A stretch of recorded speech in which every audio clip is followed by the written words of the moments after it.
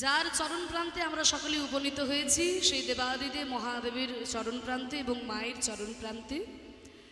তা দেবাদিদেব মহাদেব স্বয়ং বিরাজ করছেন, খুব সুন্দর মূর্তি রয়েছে। তিনি তো হচ্ছেন পরম বৈষ্ণব। 12 জন যে বৈষ্ণব ধর্মের প্রতিষ্ঠাতা রয়েছে, বৈষ্ণব ধর্মটা 12 জন বৈষ্ণব তারা প্রতিষ্ঠা করেছিলেন। সেই 12 জন বৈষ্ণবের মধ্যে সর্বশ্রেষ্ঠ বৈষ্ণব হচ্ছেন শিব ঠাকুর। শিব ঠাকুর হচ্ছে সর্বশ্রেষ্ঠ বৈষ্ণব। তার সর্বশ্রেষ্ঠ বৈষ্ণব তিনি হচ্ছেন শিব ঠাকুর। কারা কারা 12 জন বৈষ্ণব ধর্মের প্রতিষ্ঠাতা? দেখুন ভাগবতে বলছে কি, কারা বৈষ্ণব ধর্মের প্রতিষ্ঠাতা জানো? স্বয়ম্ভু নারদ শম্ভু কুমার কপিল মুনু আর প্রহ্লাদ জানক ভীষ্ম বলির বৈয়াসকির বয়ম। বলছে স্বয়ম্ভু নারদ শম্ভু। স্বয়ম্ভু, স্বয়ম্ভু মানে হচ্ছে ব্রহ্মা, মানে যিনি নিজেই নিজেই সৃষ্টি হয়েছেন। স্বয়ম্ভু মানে হচ্ছে ব্রহ্মা, তিনি হচ্ছেন 1 নম্বরে, তার নাম রয়েছে স্বয়ম্ভু। তারপর হচ্ছে নারদ, নারদ মানে নারদ মুনি। স্বয়ম্ভু নারদ শম্ভু। শম্ভু মানে শিব ঠাকুর।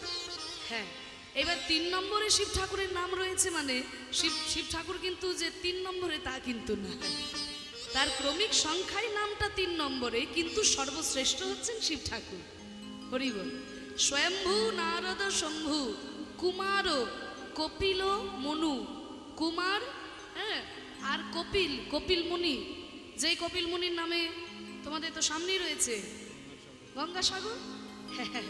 হর তীরথ বারবার গঙ্গা সাগর একবার। সব তীর্থ বারবার, গঙ্গাসাগর একবার। সারা ভারতবর্ষের মানুষকে একবার বাংলাতে আসতেই হবে, তাই না? আর কোথাও আসুক না আসুক, সব তীর্থ দর্শন করলে গঙ্গাসাগরেও একবার কিন্তু আসতেই হবে সারা ভারতবর্ষের মানুষকে। তা যেই কপিল মুনি, তার নামে ওই আশ্রম, যে কপিল মুনির আশ্রম ছিল, সেই কপিল মনু তিনি হচ্ছেন একজন বৈষ্ণব ধর্মের প্রতিষ্ঠাতা। তাহলে স্বয়ম্ভু নারদ শম্ভু কুমার কপিল মনু, মানে মনু সংগীতার যিনি রচয়িতা, হ্যাঁ, মনু। আর প্রহ্লাদ, প্রহ্লাদের নাম তো আপনারা সবাই জানেন। প্রহ্লাদ জনক, জনক মানে হচ্ছে সীতা দেবীর বাবা জনক রাজা, তিনিও কিন্তু একজন বৈষ্ণব ধর্মের প্রতিষ্ঠাতা। প্রহ্লাদ জনক ভীষ্ম। বিশ্ব কিন্তু সেই মহাভারতের ভীষ্ম সরসজ্জায় অনেক তত্ত্ব কথা বলেছিলেন, তিনিও একজন বৈষ্ণব ধর্মের প্রতিষ্ঠাতা। তাহলে প্রহ্লাদ জনক ভীষ্ম, বলি মানে বলি রাজা, আর বৈয়াসকি। বৈয়াসকি মানে হচ্ছে ব্যাসদেবের পুত্র, অর্থাৎ শুকদেব গোস্বামী, যিনি শ্রীমদ্ ভাগবত রচনা করেছিলেন, মহাপুরাণ যিনি লিখেছিলেন, সেই শুকদেব গোস্বামী মানে বৈয়াসকির, মানে ব্যাসদেবের পুত্র। বলির বৈয়াসকির বয়ম। বয়ম মানে হচ্ছে, বয়ম মানে আমি আর কি। মানে কে বলছেন এই শ্লোকটি? যিনি বলছেন তিনি হচ্ছেন যম রাজা। যম রাজা এই শ্লোকটি বলছেন, তার নিজের দিকে আঙুলটা ঘুরিয়ে বলছে বয়ম মানে আমরা সবাই, অর্থাৎ যম রাজা তিনিও হচ্ছেন একজন বৈষ্ণব ধর্মের প্রতিষ্ঠাতা। তাহলে এই যে 12 জন বৈষ্ণব ধর্মের প্রতিষ্ঠাতা রয়েছেন, তার মধ্যে সর্বশ্রেষ্ঠ হচ্ছেন শিব ঠাকুর। এইটা আরেকটা শ্লোকের মধ্যে বলা হচ্ছে, ভাগবতের শ্লোক কি বলছে? নিম্ন গানাম যথা গঙ্গা দেবানাং অচ্যুত যথা বৈষ্ণবানাং যথা শম্ভু পুরাণানাং ইদং তথা। বলছে কি নিম্ন গানাম যথা গঙ্গা। নিম্ন গা, নিম্ন গা মানে নদী, নদী নিচের দিকে বয়ে চলে, তাই নদীর আরেক নাম নিম্ন গা। তা নিম্ন গানাম যথা গঙ্গা, অর্থাৎ নদীর মধ্যে যেমন গঙ্গা শ্রেষ্ঠ, দেবানাং অচ্যুত যথা, দেবতাদের মধ্যে সর্বশ্রেষ্ঠ হচ্ছে বিষ্ণু। দেবানাং অচ্যুত যথা বৈষ্ণবানাং যথা শম্ভু, মানে বৈষ্ণবের মধ্যে সর্বশ্রেষ্ঠ হচ্ছেন শিব ঠাকুর। আর পুরাণানাং ইদং তথা, অর্থাৎ পুরাণের মধ্যে, সমস্ত পুরাণের মধ্যে সর্বশ্রেষ্ঠ হলাম আমি, অর্থাৎ শ্রীমদ্ ভাগবত মহাপুরাণ। তা সেই শিব ঠাকুরের চরণ প্রান্তে আমরা সকলেই সমবেত হয়েছি প্রভুর হরিনাম সংকীর্তন শ্রবণ করার জন্য। পরম বৈষ্ণবের চরণ প্রান্তে, সেই হরের চরণ প্রান্তে হরির কথা। আর যিনি তার পাশে বিরাজ করছেন তিনিও তো মা, তিনি তো পরম বৈষ্ণবী। যেইভাবেই তিনি পুজো গ্রহণ করুন না কেন, তিনি হচ্ছেন শিব ঠাকুরের স্ত্রী, তা তিনি হচ্ছেন পরম বৈষ্ণবী। তাই আজকে তাদের সামনে আমরা যে হরির কথা আস্বাদন করব, আসুন আমরা যখন সকল ভক্তবৃন্দ আজকে সমবেত হয়েছি, আমরা সবাই মিলে শিব ঠাকুরের চরণে এবং মায়ের চরণে প্রার্থনা জানাই। কলিযুগে চৈতন্য মহাপ্রভু অবতীর্ণ হয়ে যেমন আমাদের অজ্ঞানতার অন্ধকারকে দূর করে দিয়েছিলেন, আমাদেরও যেন মনের সমস্ত অন্ধকার দূর হয়ে যায়, আমরাও যেন প্রভুর চরণতলে ঠাঁই পেতে পারি। আমরা সবাই মিলে একটু মহাপ্রভুর চরণে প্রার্থনা জানাই। দেখুন কি সুন্দর এই গানের মধ্যে রজনীকান্ত সেন তিনি লিখছেন, প্রার্থনা করছেন, তুমি নির্মল করো মঙ্গল করে মলিন মর্ম মুছাই, তুমি নির্মল করো মঙ্গল করে মলিন মর্ম মুছাই, তবে পুণ্য কিরণ দিয়ে যাক মোর মোহ কালী মাঘুচাই, মলিন মর্ম মুছাই।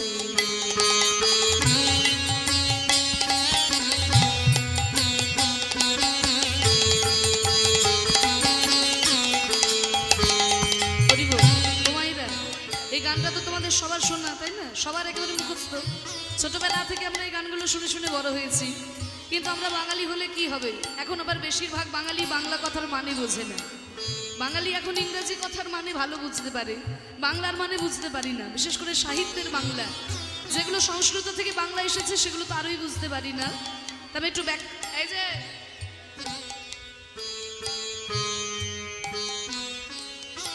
সাহিত্যের বাংলা যেগুলো সংস্কৃত থেকে বাংলা এসেছে সেগুলো তো আরোই বুঝতে পারি না।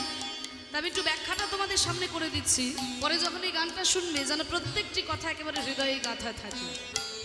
বলছে তুমি নির্মল করো, নির্মল করা মানে পরিষ্কার করা, মঙ্গল করে, কর মানে হাত, তোমার ওই মঙ্গলময় হাত দিয়ে তুমি পরিষ্কার করো। কি পরিষ্কার করবে না, মলিন ও মর্ম মুছাই। মলিন মানে ময়লা, মর্ম মানে অন্তর। আমার এই ময়লা মনকে, আমার এই ময়লা অন্তরটাকে তোমার মঙ্গলময় হাত দিয়ে তুমি পরিষ্কার করে দাও ঠাকুর। তব পুণ্য কিরণ দিয়ে যাক মোর মোহ কালী মা ঘুচায়। দেখবে সকালবেলায় সূর্য ওঠার আগেই কিন্তু চারিদিকটা আলো হয়ে যায়। ঠিক তেমনি হে প্রভু, তুমি আমার হৃদয় আকাশে উদিত হওয়ার আগে যেন আমার হৃদয় থেকে অজ্ঞানতার অন্ধকার দূর হয়ে যায়। আমার এই হৃদয়ের মধ্যে কাম, ক্রোধ, লোভ, মদ, মোহ, আশ্চর্য, হিংসা, ছল, জোচ্চুরি, জুয়া, বিদ্বেষ এসব ময়লাই আমার মনকে ভরে দিয়েছে ঠাকুর। আমার সমস্ত কালিমা যেন দূর হয়ে যায়, আমি যেন তোমার চরণ প্রান্তে ঠাঁই পেতে পারি। পুণ্য কিরণ দিয়ে যাক মোর মোহ কালী মা ঘুচায়, মলিন মর্ম মুছায়।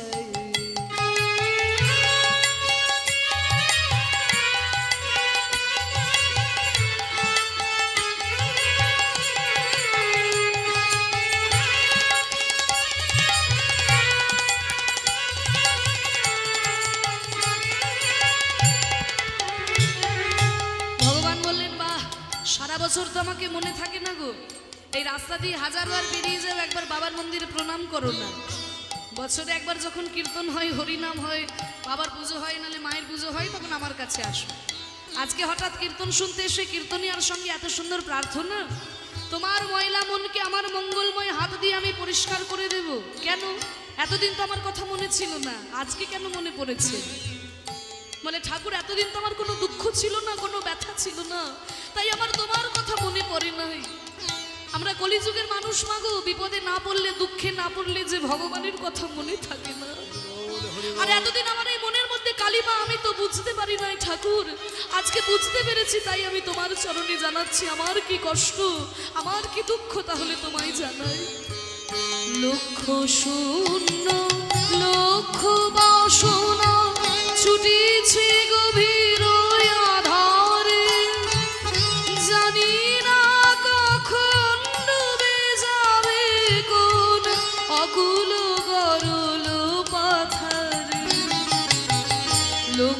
শূন্য লক্ষ বাসনা ছুটিছে গভীর আধারে, জানি না কখন ডুবে যাবে কোন অকুল গরল পাথারে। লক্ষ শূন্য লক্ষ বাসনা, লক্ষ্য বানান কি? এই যে বাচ্চারা বলো, এই যে বাচ্চারা বলো, খুব গল্প করছো, বলো আমার দিকে তাকাও, বলো লক্ষ্য বানান কি? বলো বলো, হাসছো কেন? বলো, হাসির কথা কি বললাম? বলো লক্ষ্য বানান কি? বলো বলো। বাহ, যাক, যারা গল্প করছে তোমরা তো বলতে পারলে না, একটু মন দিয়ে শোনো।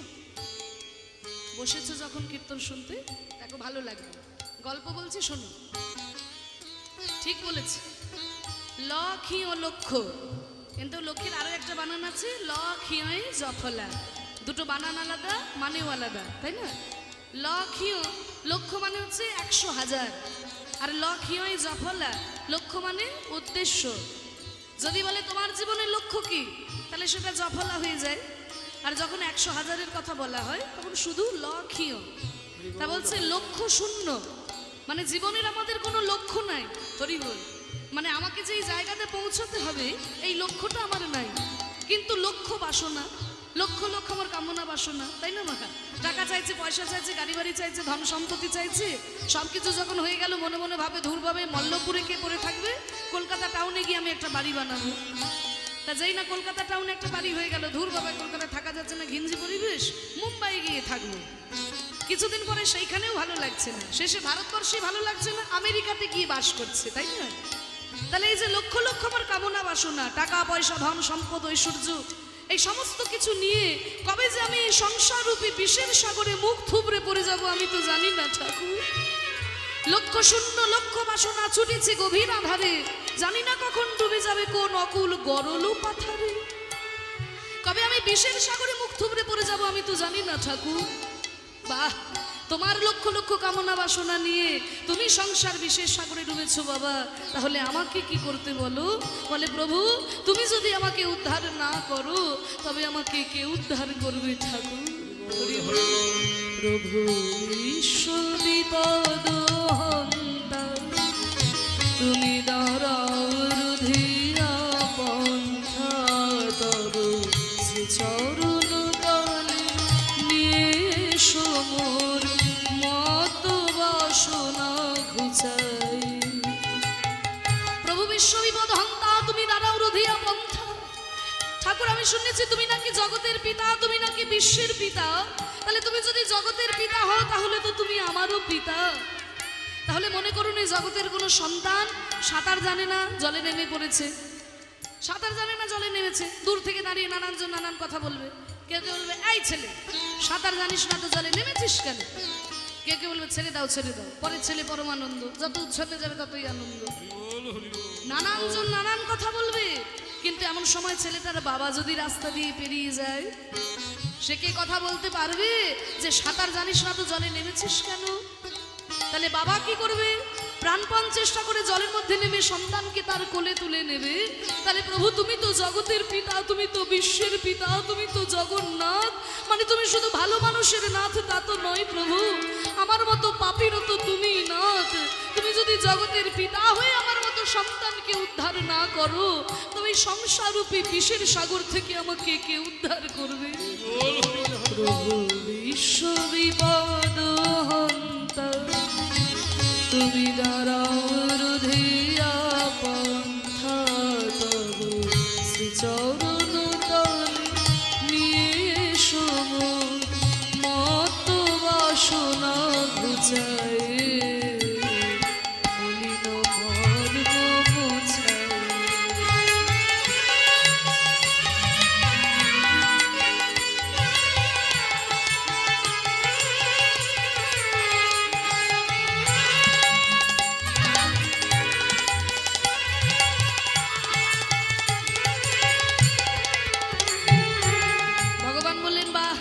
কলিযুগের মানুষ, যখন আমাকে ভক্তি দিয়ে মানতে পারো না তখন যুক্তি দিয়ে বেঁধে দাও, যখন তাকে ভক্তি দিয়ে পারছো না তখন যুক্তি দিয়ে বেঁধে দাও। হ্যাঁ বেদান্ত দর্শনে আমি বলেছি আমি সবার পিতা, সবাই আমার সন্তান। ঠিক আছে, আমি না হয় তোমাদের বাবা, তোমরা যখন আমাকে বাবা বলছো আমি তো তোমাদের উদ্ধার করবই, কিন্তু তোমরা যে আমাকে বাবা বলছো, বাবার খোঁজ খবর রেখেছো? কি গো, বাবা বললে বাবার খোঁজ খবর রাখতে হবে। বলে হ্যাঁ রেখেছি। রেখেছো? হ্যাঁ। তা আমি কোথায় থাকি তোমরা জানো? তা জানবো না, এই তো কীর্তন শুনে শুনে সব মুখস্থ করেছি। রামচন্দ্র থাকে কোথায়? অযোধ্যায়। কৃষ্ণ থাকে বৃন্দাবনে, মহাপ্রভু রয়েছে নবদ্বীপে, জগন্নাথ রয়েছে পুরী ধামে। আরো শুনবে, আছো অনলয়নীলে চিরনভ নীলে ভূধর সলিলে গহনে, আছো বিটপিলতায় জলদের গায়ে শশী তারকায় তপনে। আছো অনল অনিলে, অনল মানে আগুন, অনিল মানে বাতাস। তাহলে আগুনেও তুমি আছো, বাতাসেও তুমি আছো। চির নভনীলে মানে আকাশের চির নীলেও তুমি আছো। ভূধর মানে পর্বতেও আছো, সলিল মানে জলের মধ্যেও আছো, গহনে মানে জঙ্গলের মধ্যেও আছো। আছো বিটপি লতায়, বিটপি মানে গাছ, গাছের মধ্যেও আছো, লতা পাতাতেও আছো, জলদের গায়ে মানে মেঘের গায়েও তুমি আছো, শশী তারকায় চাঁদের মধ্যেও আছো, গ্রহ তারকাতেও আছো, আর তপনে মানে ওই সূর্যের মধ্যেও তুমি রয়েছো ঠাকুর। তাই বলছি, আছো অনলয়নীলে চিরনভ নীলে ভূধর সলিলে গহনে, আছো বিটপিলতায় জলদের গায়ে শশী তারকায় তপনে। বাহ, এই তো সুন্দর আমার খোঁজ খবর রেখেছো। আমি কোথায় থাকি তা তো তুমি সবই জানো। তাহলে তুমি যখন সবই জানো, তাহলে আমাকে তোমার দুঃখ কিসের, আমাকে ধরতে পারছো না কেন? আমি কোথায় থাকি তা তো তুমি সবই জানো, তাহলে আমাকে ধরতে পারছো না কেন? বলে ঠাকুর, আমি তোমাকে ধরবো কি করে? আমার অবস্থা কি জানো? আমি নয়নে বসন বাঁধিয়া বসিয়া ধারে মরে গো কাঁদিয়া। আমি জানি আমার চারপাশে আমি যা কিছু দেখছি, যা কিছু অনুভব করছি, সবকিছুতেই তো তুমি রয়েছো ঠাকুর, কিন্তু আমি তোমাকে ধরবো কি করে? আমার এই চোখের মধ্যে যে অজ্ঞানতার ময়লা গামছা বাঁধা, অজ্ঞানতার অন্ধকার আমার চোখে, আমি তোমাকে ধরবো কি করে? একটা ছোট্ট উদাহরণ দিয়ে আপনাদের কাছে ব্যাপারটা পরিষ্কার হবে বলে এই অংশটা শেষ করছি। তা দেখুন, একজন ব্রাহ্মণ ঠাকুরমশাই ছিল। ও মায়েরা মন দিয়ে শোনো, একজন ব্রাহ্মণ ঠাকুরমশাই ছিল, বুঝলে তো? তা সেই ঠাকুরমশাই খুব শিব ঠাকুরের ভক্ত, শিবের পুজো ছাড়া কারোর পুজো করবে না, কিন্তু সারা বছর ভিক্ষা করে খায়, সারা বছরটাই ভিক্ষা করেই খায়। তা একদিনকে মা পার্বতী শিব ঠাকুরকে বলছে, স্বামী, এই ব্রাহ্মণ আপনার এত ভক্ত, আপনার পুজো ছাড়া কারোর পুজো করে না, কিন্তু সারা বছর ভিক্ষা করে খায়, আপনি তো ওকে কিছু দিয়ে দিতে পারেন। কি দেবো পার্বতী? আর কিছু হোক না হোক, অন্তত 10 কেজি সোনা দিয়ে দিতে পারেন। 10 কেজি? 10 কেজি? ও মায়েরা, এখন তো 10 গ্রামেই 90,000 99,000, তাই না? 10 গ্রামে 90,000, তা 10 কেজি সোনা মানে বুঝতেই পারছো। তাহলে 10 কেজি সোনা দিলে ঝামেলা মিটে যায়। শিব ঠাকুর বলছে, শোনো পার্বতী, আমি দিলেও যে ওর কপালে সইবে না, এই তো না দিয়ে বলছেন সইবে না, আগে দিয়ে তো দেখুন। ঠিক আছে, আমি না হয় কিছু দিতে পারছি না, আমি তো ভিখারি মানুষ, কিন্তু তুমি তো অন্নপূর্ণা। ওই যে একটা কথা আছে না, মা আমাদের অন্নপূর্ণা আর বাবা আমার অন্ন পাই না। তা আমি ভিখারি হলে কি হবে? তুমি তো অন্নপূর্ণা। তা আমি যদি ওর বাবা হই, তুমি তো ওর মা, তা তুমি ওকে দিয়ে দেখো ওর কপালে সয় কিনা। ঠিক আছে, আপনি না দিলে আমিই দেব। এই বলে করেছে কিনা, যেই রাস্তা দিয়ে ব্রাহ্মণ ভিক্ষা করে আসে, ওই মোড়ের মাথাতে গিয়ে মা পার্বতী 1 লরি হিরে ফেলে দিয়েছে। 1 লরি হিরে। এবার যখনই ব্রাহ্মণ ওই হিরেগুলো দেখতে পাবে, ব্যাস জীবন বদলে যাবে। এই বলে মা পার্বতী তো রাস্তার উপরে হিরে ফেলে দিয়ে চলে গেছে। আর ওই রাস্তায় আস্তে আস্তে ব্রাহ্মণ মনে মনে ভাবছে, ধুর, সারা বছর ভিক্ষা করে খায়, কোনোদিন কেউ ভিক্ষা দেয়, কেউ ভিক্ষা দেয় না, আজকে তো সারাদিন কেউ ভিক্ষা দিল না। তা আমি বরং আজকে একটু অন্ধ সেজে ভিক্ষা করে দেখি, কেউ আমাকে ভিক্ষা দেয় কিনা। আজকে একটু অন্ধ সেজে ভিক্ষা করি। এই বলে কাঁধের মধ্যে ছিল একটা ময়লা গামছা, ওই গামছাটাকে চোখের মধ্যে বেঁধে নিয়ে অন্ধ সেজে রাস্তা দিয়ে যাচ্ছে। এবার ওই মা পার্বতী হিরে ফেলে দিয়েছিল না, আর হিরেগুলো পায়ের মধ্যে ঠেকেছে। কিন্তু দেখতে তো পাচ্ছেন না, চোখে তো গামছা বেঁধে দিয়েছে। তা হিরেগুলো পা দিয়ে বলছে, ও বাবা, এই রাস্তাতে কি পাথর ফেলে রেখেছে? দেখেছো সরকারে কোনো কর্মকাণ্ড আছে নাকি? রাস্তা করবে বলে পাথর ফেলেছে, রাস্তা করার নাম নেই। বাবা, পাথরে লেগে আমার পাটাই কেটে গেল গো। হিরেগুলোকে পাথর ভেবে একে তাকে গালাগালি দিতে দিতে চলে গেল। তাহলে দেখুন, মা পার্বতী হিরে ফেলে রাখলো, ব্রাহ্মণ দেখতে পেল না। দেখতে পাবে কেমন করে? চোখের মধ্যে তো ময়লা গামছা বেঁধে রেখেছে। আমাদের দশাটাও ঠিক তেমন হয়েছে মা গো। আমরা কিন্তু জানি আমাদের চারপাশে আমরা যা কিছু দেখছি, যা কিছু অনুভব করতে পারছি, সব কিছুতেই ভগবান আছেন, কিন্তু আমরা তাকে ধরবো কি করে? আমাদের চোখের মধ্যেও যে অজ্ঞানতার ময়লা গামছা বাঁধা, এই অজ্ঞানতার অন্ধকার যদি ভগবান নিজে দূর করে না দেন, তাহলে আমরা তাকে ধরবো কেমন করে? নিতাই গৌর হরি বল, হরি বল। আমি নয়নে বসন বাঁধিয়া বসিয়া ধারে মরে গো কাঁদিয়া, আমি দেখি নাই কিছু, বুঝি নাই কিছু, দাও হে দেখায় বুঝায়, বলিল ভর মুছায়। তাই গৌর হরি বল, चेत दर्पण मार जन्म भव महादवागिन निर्वापन श्रीमकैरवचन्द्रिका वितरणं विद्याबोध जीवन आनन्द विबुधिवर्धनं प्रतिपादं पूर्णामित स्वादनं सर्वतमा श्रवणं परम विजयते श्री कृष्ण संकीर्तन। निर्मल कर मंगल करे, মন মোচায়ে। তুমি নির্মল করো মঙ্গল করে, মলিন মর্ম মোছায়। প্রভুর চরণে আমরা প্রার্থনা জানালাম। কলিযুগে অবতীর্ণ হয়ে মহাপ্রভু কলিযুগের অজ্ঞান অন্ধকারকে দূর করে দিয়েছেন। তাই দেখুন, মহাপ্রভু সম্পর্কে আজকে পদকর্তা লিখছেন, কলির তিমি রাকুলই অখিল লোক দেখি বদন চাঁদ পরকাশ। কলির তিমিরে মানে এই কলিযুগের অন্ধকারে সকল লোক যখন পথ হারিয়ে ফেললো, তাদেরকে পথ দেখানোর জন্য আমার গৌরাঙ্গ চাঁদের উদয় হলো। তা দেখবে, চাঁদ উঠলে কিছু কিছু উপকারিতা আছে। প্রথম উপকারিতা কি? ও মায়েরা, চাঁদ উঠলে কিন্তু পৃথিবীতে আলো হয়, এটা প্রথম উপকারিতা। চাঁদ উঠলে পৃথিবীটা আলো হয়ে যায়। চাঁদ উঠলে কিন্তু চোরের ভয় কমে যায়। চোর তো আর 100 কিলোমিটার দূর থেকে চুরি করতে আসে না, আশেপাশে গ্রামের লোকেরাই চোর হয়। এবার চাঁদের আলোয় যদি মুখটা দেখে নেয়, ব্যাস পুলিশকে খবর দিয়ে দেবে। তাই চাঁদের আলোয় খুব একটা চোরের ভয় থাকে না। তা দেখো, আমাদের এই দেহরূপী ভাঙা ঘরে 6টি চোর মাঝে মাঝে উঁকি দিত আমাদের এই ভক্তিরূপী রত্নকে চুরি করে নিয়ে যাওয়ার জন্য। কিন্তু গৌর চাঁদ যখন উদয় হলো, ওই 6টা চোর আর তারা উঁকি দিতে পারছে না। তারা কারা? তারা হচ্ছে কাম, ক্রোধ, লোভ, মদ, মোহ, মাশ্চর্য। চাঁদ উঠলে আরো উপকারিতা আছে। চাঁদ উঠলে পৃথিবীটা একটু ঠান্ডা হয়, তাই না? সারাদিন সূর্য যে তাপ দেয়, সেই তাপ শীতল হয়ে যায় যখন রাত্রেবেলায় চাঁদের আলো পৃথিবীতে পড়ে। তাহলে প্রাকৃত জগতের চাঁদের আলোয় যেমন পৃথিবী শীতল হয়ে যায়, তেমনি অপ্রাকৃত জগতে যদি কারোর হৃদয় আকাশে আমার গৌর চাঁদ উদিত হয়, তাহলে তার ত্রিতাপ জ্বালা দূরীভূত হয়ে যায়।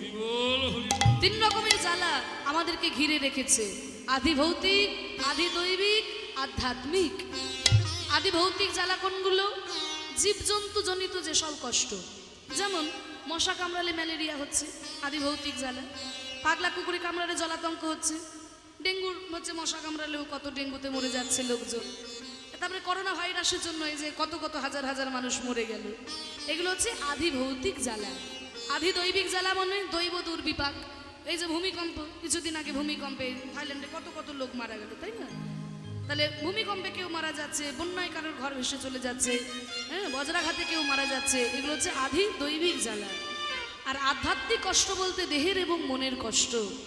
দেহ এবং মনজনিত যে ব্যক্তিগত কষ্ট তাকে বলছে আধ্যাত্মিক কষ্ট।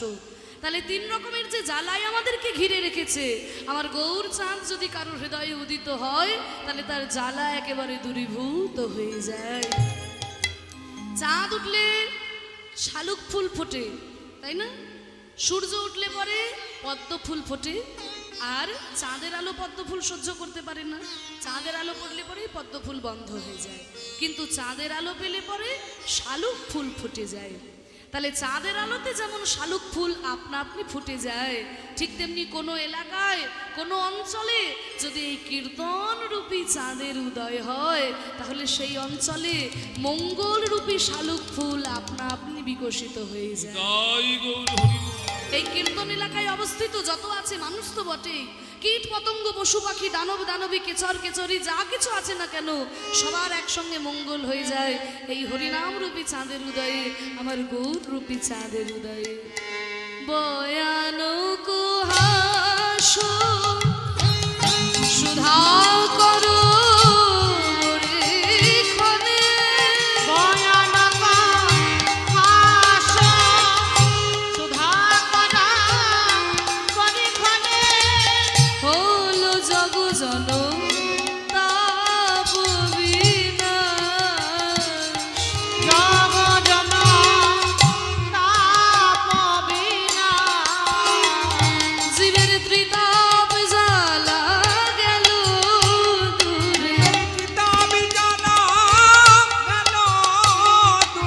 গোরার হাসিয়া মিয়া পান করে ত্রিতাপ জ্বালা গেল ওই দূরে। হাসিয়া নিয়া পান করে কিতাব জ্বালা গেল গো দূরে। হলো জগ জন তাপ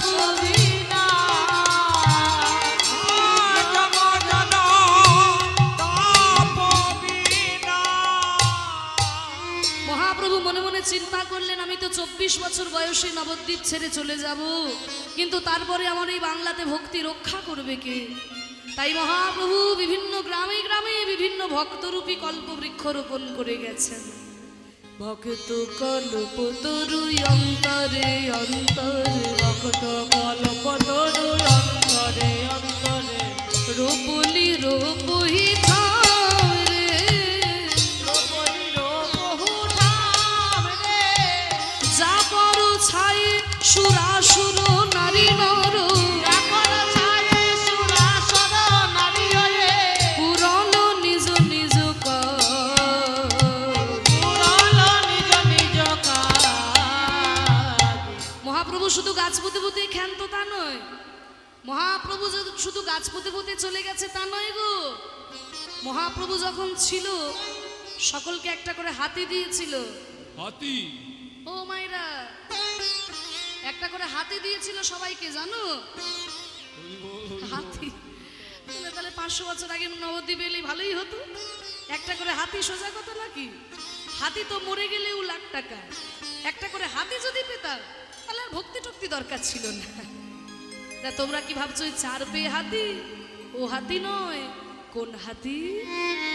ভাব গজেন্দ্রেতে চড়ায়ল জগজন, ভাব গজেন্দ্রতে চড়াল জগজন, ভাব গজেন্দ্রেতে চড়ায়ল জগজন, ভাব গজেন্দ্রতে চড়াল জগজন, ওই ছন পহুক বিলাস রে, ওই ছন পহুক বিলাস রে। ভাব গজেন্দ্রেতে চড়ায়ল জগজন। মহাপ্রভুর ভাবে প্রেমে বিভোর হয়ে সকল ভক্তগণ যখন হরি নাম করতে করতে যাচ্ছে মহাপ্রভুর দিকে, দেখে মনে হচ্ছে যেন হাতির দল গদগদ হয়ে ছুটে চলেছে মহাপ্রভুর দিকে। মহাপ্রভু যখন প্রেম দিয়ে নাম দিয়ে জগৎকে উদ্ধার করলেন, ভক্তগণ হা গৌর হা নিতাই কিছু চাই না বলে গদগদ হয়ে ছুটে যাচ্ছে মহাপ্রভুর দিকে। মহাপ্রভু বললেন, কলিযুগে হরি নাম ছাড়া আমাদের অন্য কোনো গতি নাই। হরের নাম হরের নাম হরের নামৈব কেবলম কলৌ নাস্তিপ্য নাস্তিপ্য নাস্তিপ্য গতিরন্যথা। কলিযুগে হরিনাম ছাড়া অন্য কোনো গতি নাই, তাই দুটি বাহু তুলে তোরা আমার সঙ্গে বল, প্রেমানন্দে মেতে হরি বলো, হরি নামের বন্যা যে প্রেমানন্দে মেতে হরি বলো, হরি নামের বন্যা প্রেমানন্দে মেতে হরি বলো, হরি নামে বন্যা যে এলো। প্রেমানন্দে মেতে হরি বলো, হরি নামে বন্যা যে এলো। বন্যার যাই বলি হারি ও তার তরঙ্গ ভারী, বন্যার যাই বলি হারি,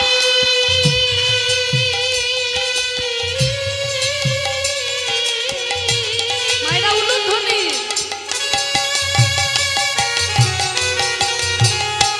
ও তার তরঙ্গ ভারী।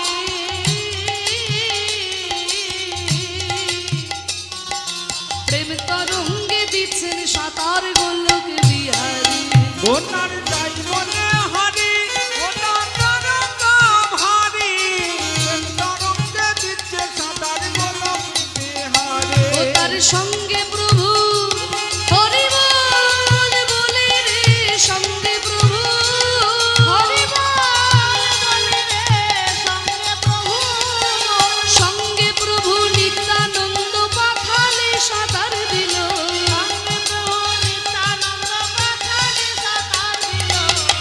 হরি নামের বন্যা যে এলো, প্রেমানন্দে মেতে হরি বলো, হরি নামে বন্যা যে এলো। প্রেমানন্দে মেতে হরি বলো, হরি নামে বন্যা যে এলো।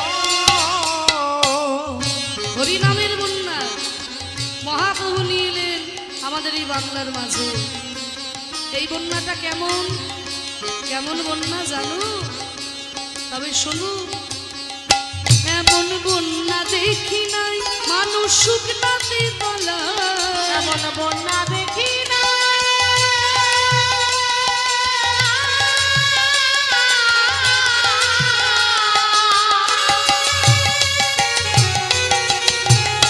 মানুষ শুকনাতে তলায়।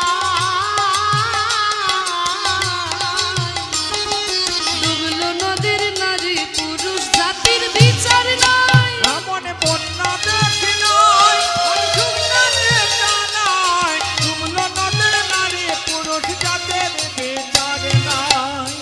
ও মায়েরা, তোমরা বন্যা দেখেছো? তোমাদের এই মল্লপুরে বন্যা হয় নাকি? হয় না?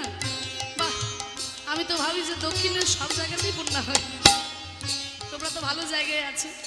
আমি কিন্তু বন্যা দেখেছি, কারণ আমার বাড়ি হচ্ছে বীরভূম জেলার ইলামবাজার। কেউ গেছো বীরভূমে? কোনোদিন বীরভূমে গেছো? কোনোদিন যাওনি? তারাপীঠ, জয়দেবের মেলা, বীরভূমে গেছো? বলে না। তারাপীঠে গেছো? বলে ও মা, তারাপীঠটা বীরভূম জেলাতেই পড়ে। তোমরা যেমন জয়নগর দক্ষিণ 24 পরগনা জেলায়, তেমনি তারাপীঠটা বীরভূম জেলাতেই পড়ে। গেছো তো? বোলপুর শান্তিনিকেতন, জয়দেবের মেলা, তারাপীঠ সব দেখে এসছো? বাহ। তা ওই যে অজনেতেটা পেরোলেই ইলামবাজার, ইলামবাজারে বালি আসে না তোমাদের এখানে? অজয়ের বালি, যে বালি দিয়ে ঘর বানাও, হ্যাঁ, তা ওইখানে আমার বাড়ি। তা যেহেতু নদীর ধারে থাকি, ছোটবেলায় দু একটা বন্যা কিন্তু আমিও দেখেছি। হ্যাঁ, জলের সঙ্গে আমার খুব ভালো সম্পর্ক হয়েছে জানো তোমার। আমার আবার যেখানে বিয়ে হয়েছে ওইটা আবার ওই মানে ইলামবাজার থেকে 5 কিলোমিটার যেতে হয়। তা সেইখানে ওই অজয় নদীর জল আবার গ্রামের ভিতরে এসে না ঘর বাড়ি ভাসিয়ে নিয়ে চলে যায়। আমাকে এখনো যদিও প্রকোপে পড়তে হয়নি, তবে শুনেছি। হরি বল। আবার আমার যিনি কর্তা, উনি আছেন মার্চেন্ট নেভিতে, তা ওনাকে আবার 6 মাস জাহাজে জলেই থাকতে হয়। হ্যাঁ, উনি এখন জাহাজে জলেই আছেন। হরি বল। তা যে কথাটা বলছিলাম যে বন্যা আমিও দেখেছি, তোমরা তো দেখোনি, মোটামুটি বন্যার কথা তো শুনেছো, টিভিতে দেখেছো। হ্যাঁ, তো কিন্তু এমন কি কোথাও কোনো বন্যা দেখেছো নাকি বন্যার কথা শুনেছো যেখানে জলই নাই অথচ মানুষ তলিয়ে যাচ্ছে? হরি বল, হরি বল। এরকম বন্যার কথা শুনেছো নাকি? এই রকম বন্যা যদি দেখতে হয় তাহলে যেতে হবে নবদ্বীপে। মায়াপুরে যাবে, দেবে কোথায় কোথায় থেকে ভক্তরা এসেছে, কোথায় America, England, Russia, Japan, Australia, কত কত দেশ থেকে মানুষরা এসে দুটি বাহু তুলে হরি নামে এমন ভাবে পাগলের মতো নৃত্য করছে যে দেখে বোঝা যায় হরি নামে তারা কতখানি ডুবেছে। আপনাদের আশীর্বাদ মাথায় নিয়ে সাধুগুরু বৈষ্ণবের কৃপায় এই গত বছরের জুলাই মাসে আমি গেছিলাম লন্ডনে কীর্তন পরিবেশন করতে। আপনারা হয়তো অনেকেই ইউটিউবে দেখেছেন, টিভিতে যারা আমার কীর্তন শোনেন তারা হয়তো জানেন। তা লন্ডনে আমি 40 দিন ছিলাম বাবা।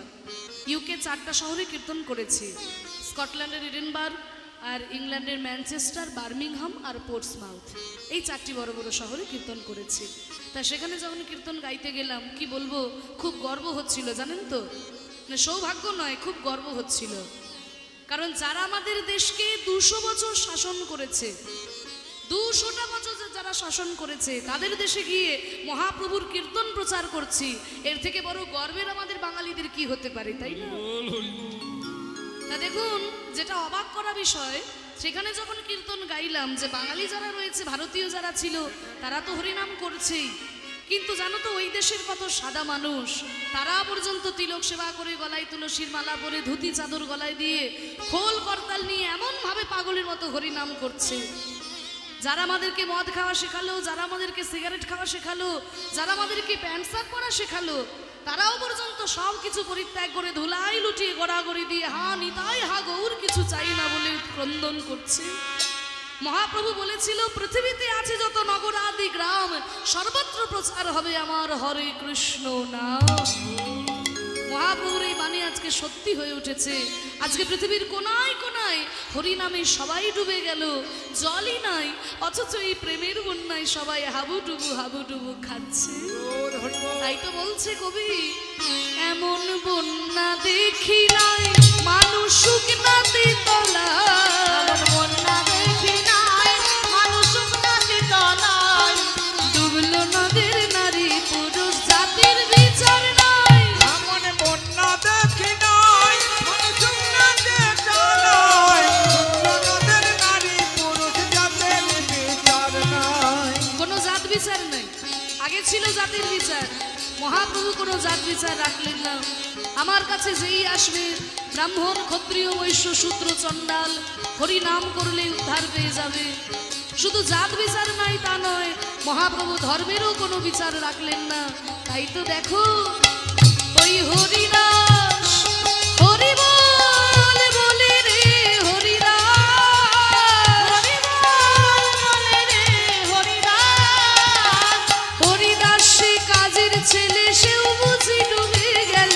হরিদাসে কাজের ছেলে সেও বুঝি ডুবে গেল। হরি নামের বন্যা যে প্রেমানন্দে মেতে হরি বলো, হরি নামে বন্যা যে এলো। প্রেমানন্দে মেতে হরি বলো, হরি নামে বন্যা যে এলো। ও মায়েরা, জলের বন্যাতে তো কোনোদিন ডোবনি বলছো, একটু নামের বন্যায় ডুবতে চাও? ডুবতে চাও? বাবারা মায়েরা সবাই ডুবতে চান তো? কি হ্যাঁ না কিছু কথা বলো। হ্যাঁ, ডুবতে চাও? তা সবাই দুটো হাত তোলো দেখি। সবাই মিলে দাঁড়িয়ে আছেন, বসে আছেন, বাবারা মায়েরা সবাই ওই দূরে চেয়ারে বসে আছেন, তুলুন। যে হাত না তুলবেন আমি আঙুল দেখে দাঁড় করিয়ে দেবো। আর যার হাত নাই, যার হাত নাই তার তোলা দরকার। ঠিক আছে, মহাপ্রভু যাদের দুটো হাত দিয়েছে, এবার একটু করো তাহলে। বাহ! একবারে হরি বলে বলে তোমরা নামো সেই জলে, আমার হরি বল বলে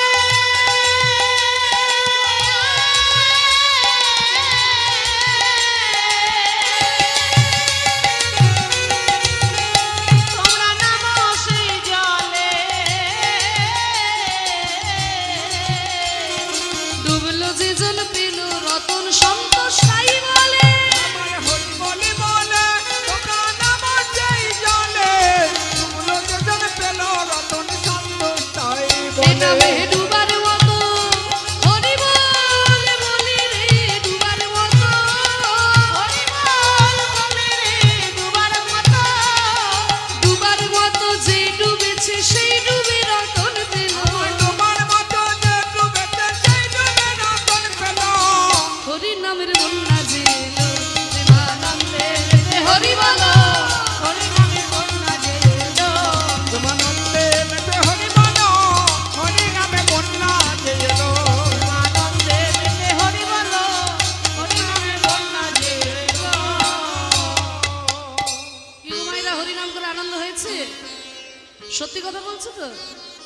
সিরিয়ালে দিব্যি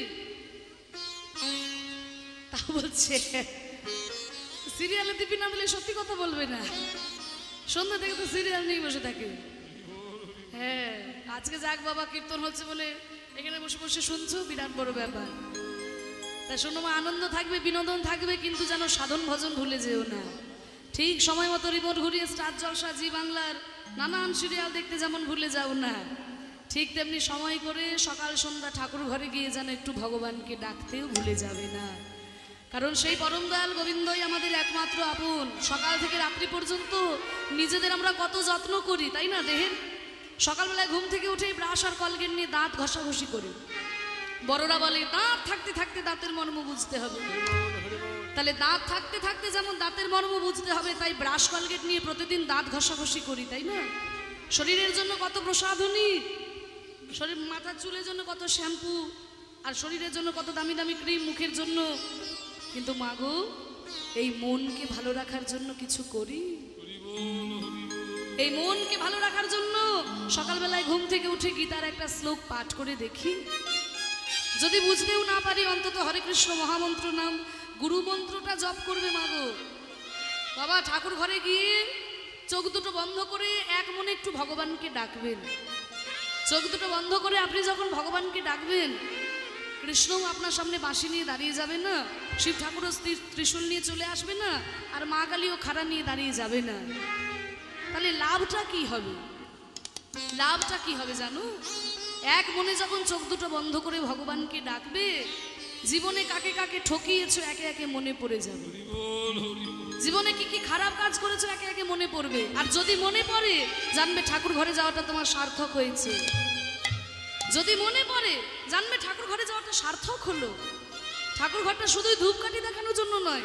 তাড়াতাড়ি গেলাম আর একটা ধূপকাঠি দেখে কোনো রকমে চলে এলাম, ধূপকাঠি দেখানোর জন্য ঠাকুর ঘর নয়। নিজেকে শুধরে নেওয়ার জন্য ঠাকুর ঘর, নিজেকে ভালো রাখার জন্য ঠাকুর ঘর, নিজের মনকে শুদ্ধ করার জন্য, চিত্তকে শুদ্ধি করার জন্য ঠাকুর ঘর। তাই হরিনামে চিত্ত শুদ্ধি হয়।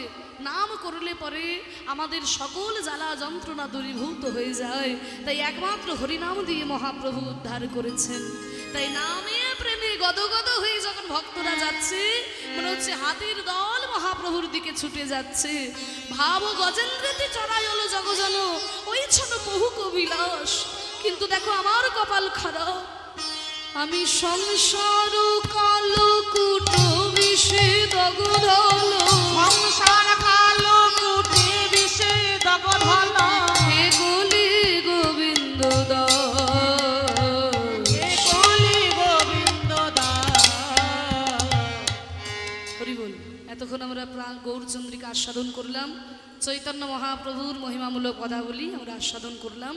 এবার চলুন আমরা আমাদের লীলার মধ্যে প্রবেশ করি। যে লীলা আজকে আমরা আস্বাদন করব, ভক্তরা অনুরোধ করেছেন যে আজকে ভজনের বিষয় হবে ভক্ত রঘুনন্দন। একটা ছোট্ট ভক্ত রঘুনন্দন কেমন করে ভগবানকে লাভ করেছিল, সেই ছোট্ট ভক্তটির কথা আজকে আমরা আস্বাদন করব। ভগবানকে কেমন করে ডাকতে হয়, ভগবানকে কেমন করে লাভ করতে হয়, সেই ছোট্ট ভক্ত রঘুনন্দন কেমন করে ভগবানকে লাভ করেছিল, আমরা ভক্তি দিয়ে প্রাণ ভরে আস্বাদন করব। মায়েরা সবাই মিলে একটু উলুধ্বনি দাও। বাহ। আর বাবারা সবাই মিলে দুটি বাহু তুলে প্রেমানন্দে নিতাই গৌর হরি বল, হরি বল, হরি বল। খুব ভালো হয়েছে। চলো, হরিধ্বনি দিয়েছো, উলুধ্বনি দিয়েছো, এবার যাই বৃন্দাবনে। চৈতন্য মহাপ্রভুর জয়ধ্বনি দিয়ে, রাধা গোবিন্দের জয়ধ্বনি দিয়ে একটা মীরার ভজন আস্বাদন করতে করতে আমরা আমাদের লীলার মধ্যে প্রবেশ করি। এত বড় ভক্ত ছিল মীরা, আমাদের মতো মানুষ হয়ে জন্ম নিয়ে ভগবানকে নিজের স্বামী হিসেবে পেয়েছিলেন। তা সেই দেখুন মীরার জীবন কাহিনী নিয়ে রচিত এই ভজন আমরা একটু আস্বাদন করতে করতে লীলার মধ্যে প্রবেশ করি। সারে গা পা ধা পা মা ধা পা, পা ধা পা গা রে গা পা ধা পা গা রে, রে মা পা ধা পা গা রে নি ধা, গা রে মা গা রে সা রে নি ধা রে সা। হ্যাঁ আঁখবো आँख वो जो शाम का दर्शन किया करे বলছে আমাদের এই চোখ তখনই তার পরিপূর্ণতা পাবে যখন সে ভগবানের দর্শন করবে হ্যাঁ आँख वो जो शाम का दर्शन किया कर है शीश जो प्रभु चरण में बंदन किया कर बेकार वो मुख है जो रहे व्यर्थ बातों में बेकार वो मुख है जो रहे व्यर्थ बातों में मुख वो है जो हर नाम का सुमिरन किया कर हीरे मोती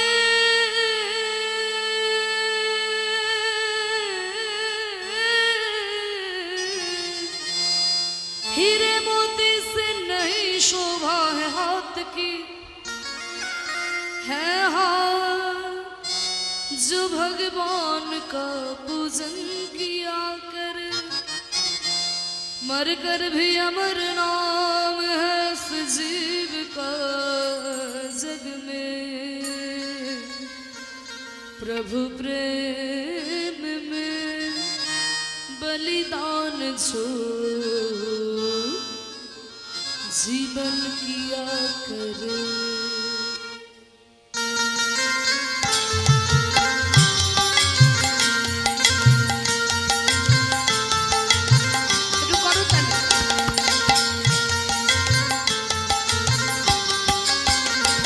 ऐसी लगी लगन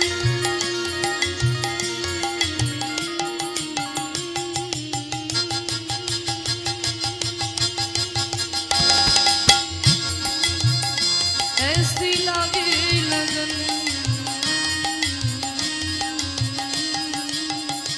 ऐसी लगी लगन लागी लागी रे लगन लागी लागी रे लगन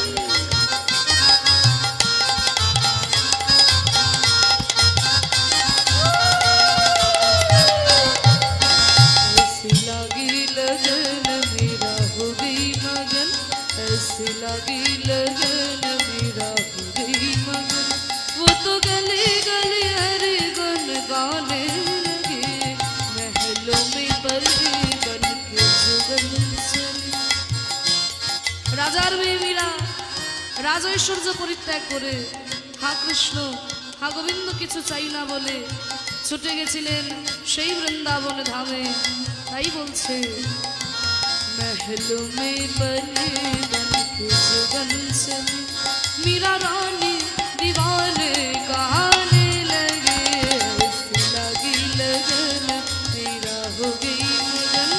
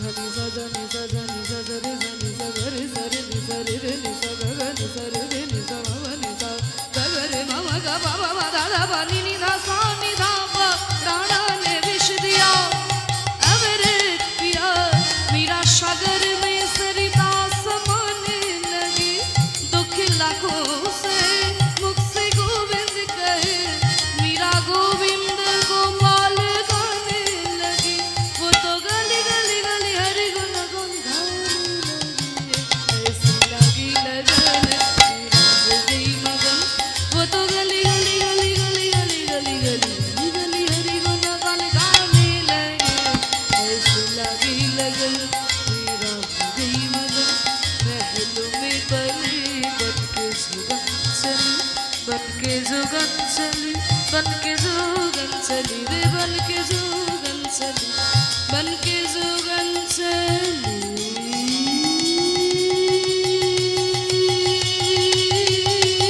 बन के जुगन चली बन के जुगन चली बन के जुगन चली बन के जुगन चली बन के जुगन चली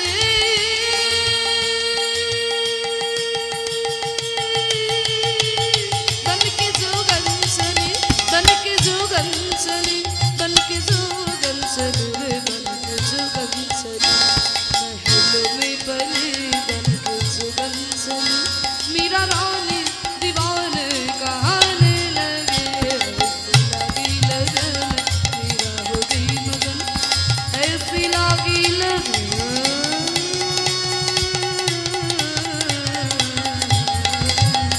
ऐसी लगी लगन मीरा हो गई मगन ऐसी लगी लगन मीरा हो गई मगन ऐसी लगी लगन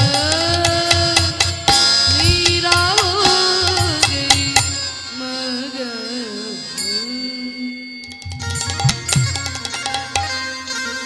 वृंदावन धाम की राधा रानी की श्याम सुंदर की गोस्वामी वृंदों की আপন আপন গুরু মহারাজ কি হরি নাম সংকীর্তন কি আজকের হরি বাসর কি মীরার ভজন আমরা শুনলাম। এত বড় ভক্ত ছিল মীরা, আমাদের মতো মানুষ হয়ে জন্ম নিয়ে ভগবানকে নিজের স্বামী হিসেবে পেয়েছিলেন। তাই চলুন আজকে আমাদের লীলা আমরা আস্বাদন করব। সেরকমই একজন ছোট্ট ভক্ত রঘুনন্দন কেমন করে গোপীনাথকে লাভ করেছিল, গোপীনাথকে নাড়ু খাইয়েছিল, সেই ছোট্ট ভক্ত রঘুনন্দনের কথা আজকে আমরা আস্বাদন করব। তা দেখুন চৈতন্য মহাপ্রভু ভক্তবৃন্দকে সঙ্গে নিয়ে হরিনাম করছেন নবদ্বীপের মাঝখানে। সুরধনের তীরে কে রমাহ বিলাস সমবায় বালক সঙ্গে রে সুরধনে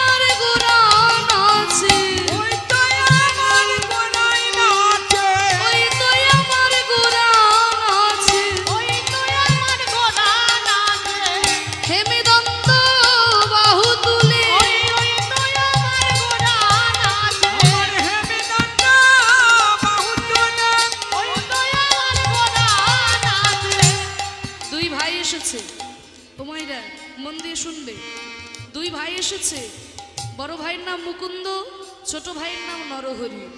মহাপ্রভুকে দেখবে বলে গৃহ ত্যাগ করে চলে এসেছে নবদ্বীপে। দূর থেকে দেখছে মহাপ্রভু হরিনামে দুটি বাহু তুলে নৃত্য করছে।